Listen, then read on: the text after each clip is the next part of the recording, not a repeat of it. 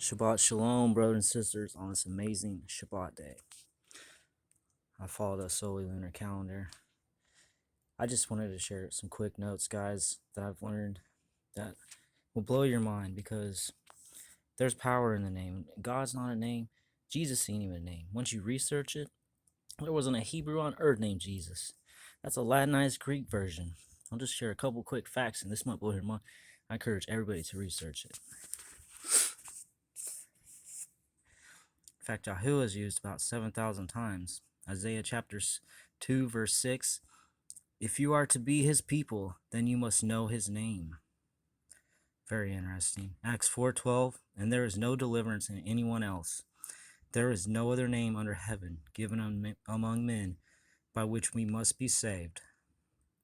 Scripturally impossible, guys. This one is really interesting. The letter J is less than 500 years old. Jesus is a Latinized Greek name. Our Savior was born a Hebrew. He spoke Hebrew and Aramaic. The 1611 King James Version of the Bible, the name translators adopted to use for the Savior was Jesus. The name Jesus didn't show up until the 5th edition of the King James Version of the Bible in 1628. It's getting interesting, guys. And the more you dig, there's so much more in this, guys. Dig yourself. Man, it's changed my life knowing his name, guys. And then when you read the Bible, if you're at church and you're just wanting more, you get out, you want more, and you're like, man, something is missing. It's because grace didn't cover it up, guys. You know? Just a couple quick ones. This is in New Testament for the Sunday people.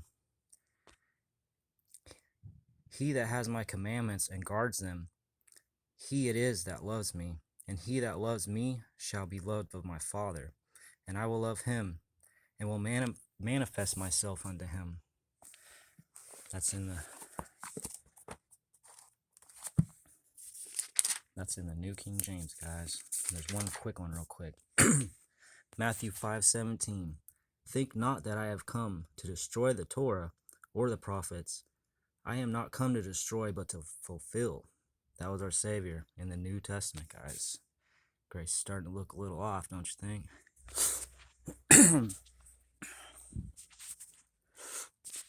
In Greek, a Zeus means hail. It means hail. Zeus means Zeus. This one blew my mind. In 325 AD, a lot of people don't know this, at the Council of Nicaea, Emperor Constantine presided over a group of church bishops and other leaders with the purpose of defining the nature of God for all of Christianity and eliminating confusion, controversy, and contention within the church. Constantine's purpose was to create a new God that would unite all religion. Sorry, guys, I don't know if you hear that. They're doing like construction in the upstairs, but we got this. Create a new God that would unite all religions under one deity. Constantine brought together over 300 bishops, including influential leaders from the area. These leaders were asked and to debate who their God would be. They argued amongst themselves, each having their own interests and motives for their own deity to be included. And it gets really interesting on this part, guys, because this is the part a lot of people don't know. What many never heard of about these meetings is that the names of over 50 gods were up for election as to whom the Roman Empire and the world would follow and worship. As of yet, no god had been selected, so they balloted in order to determine the matter. For 1 year and 5 months, the balloting lasted. From the book God's Book of Escra, Professor S.L. McGuire, translation, Salisbury, 1922, chapter 48. A group of men sat around and debated what deity the world would worship. After 1 year and 5 months of debating, Constantine returned. Sorry about that, guys. I was outside studying and I literally accidentally smashed a bug. There's some TMI for you.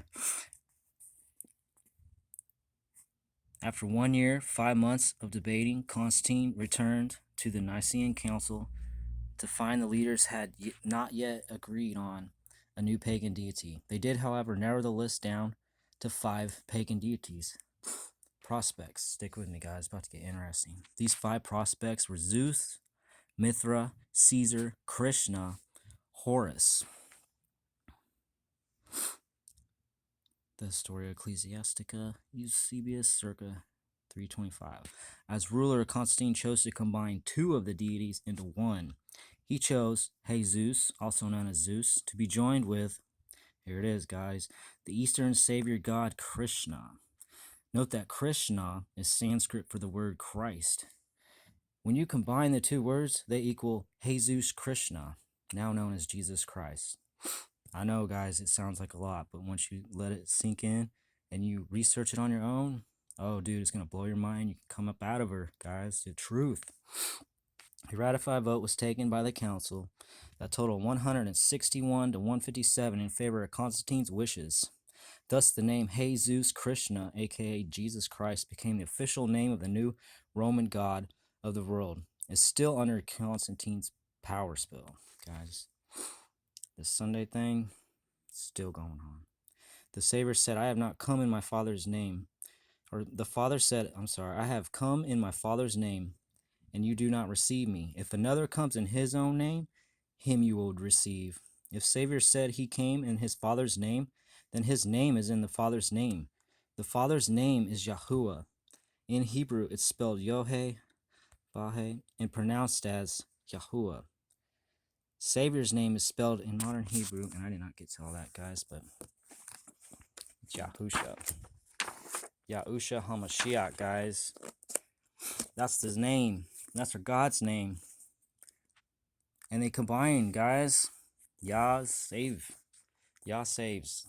I'm going to have to make a video on the exact ones, guys, because it'll blow your mind. They interconnect. That means the names tie together. He did come in his Father's name.